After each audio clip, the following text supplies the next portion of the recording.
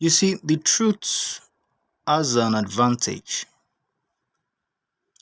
And one of the advantage of the truth, if you hear it, is to set you free. It's freedom. Not just freedom to speak, but freedom to live. So pay attention to this video I'm about to post. So thank you very much. Please let me share it to many numbers of people. God bless you. I am your friend, Dr. Charles Apoki. I want to talk about Bishop David Abioye's retirement from the Living Faith Church. I first met Bishop Oyedepo in 1985 or 86 at the Living Word Training Center. He was wearing one shoe made by Limson, a shoe company like Bata. I was wearing the same kind of shoe. And he was talking of millions. Then he was in Kaduna talking of his vision. I said in my mind, this is a highly motivated person, a very purposeful person, a very intentional person, and he will be a strict disciplinarian. I subsequently slept in his guest house at Gowon Estate when he moved to his new house. I saw him. I told myself, this is a very enterprising person and a very frugal person. Then I went to Canaan land and I saw what was being done there. And I lifted up my hands. And God said, put down your hands. Observe the principles of building these things. What they are doing here. Go back home and replicate. But God didn't tell me to run a church. So I did church, it didn't work. Now, I found out that Bishop David Oyedepo works very hard. He was coming to work very early, closing very late. So he's a hard-working person. I'm sure he's very intolerant of rubbish. Now, Bishop David Abioye worked under him for 40 years, I suppose now, if not more. And for him to have worked under him without scandal, without rebelling, without destroying the system, he must be a very serious-minded person. He must have served very well. He must be very sincere within human limitations and committed to his leader. It is very difficult to work under somebody who is visionary, who is frugal, who is focused, who is a strict disciplinarian. People will always ask my workers, how do you manage to work with Dr. Apoki? He's too harsh. He's too frugal. He doesn't spend money.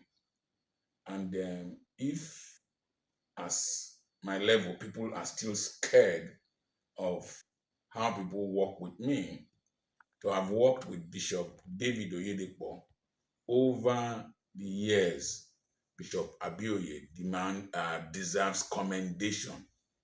He's a man of honor and integrity. Mockery should not be made of him as if they dumped him. I've been telling pastors since I started going around Assemblies of God branches around Nigeria. I went with Barrister Azuka Obi of blessed memory, the men's director. And I was always telling pastors that one day I was in a church in Fox Road to preach. And CIC Okereke, the former district superintendent and pastor of 222 Clifford Road, Aba, was in attendance in the service. They waited until I finished preaching. And then they introduced him that he was there to worship. And I was telling pastors that you can belong to a big denomination, but plan for your exit. You can belong to a big denomination. It is not a reflection of your person.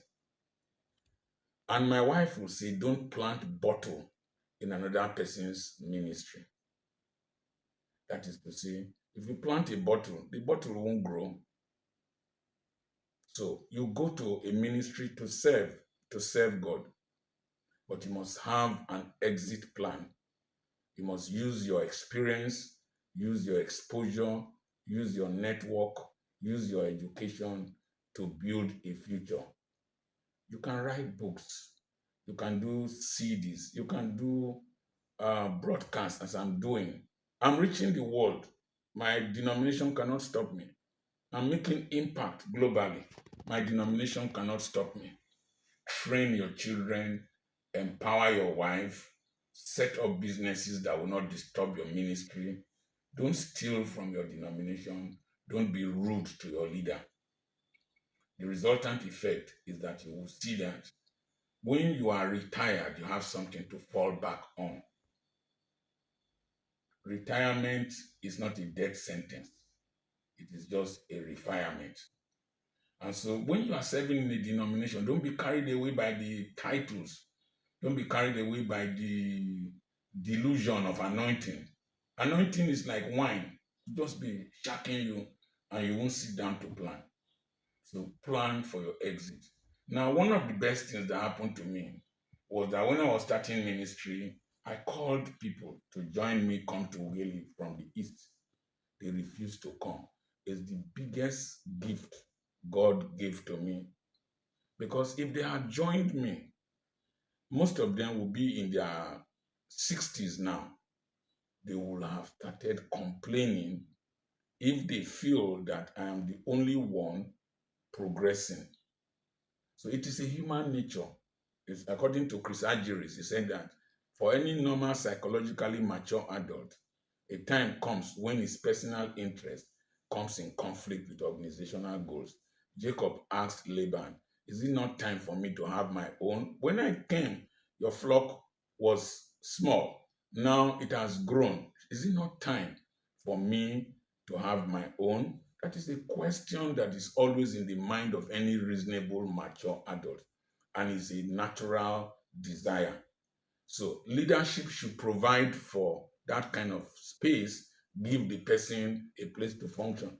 Even in marriage with my wife, I told you I left my wife, I gave her her own space to function, left the school. But we are married, we are having fun. And I always make sure she does not regret marrying me. I see her as a man that if she were to be a man in her family, she would have been contributing to her family. So I make her as much as possible comfortable and also feel relevant. The next thing is that the next generation of pastors, please don't use this to be an excuse for criminal. Dr. Charles, thank you for this wisdom and understanding of life you just shared with us. God bless you, sir. Thank you.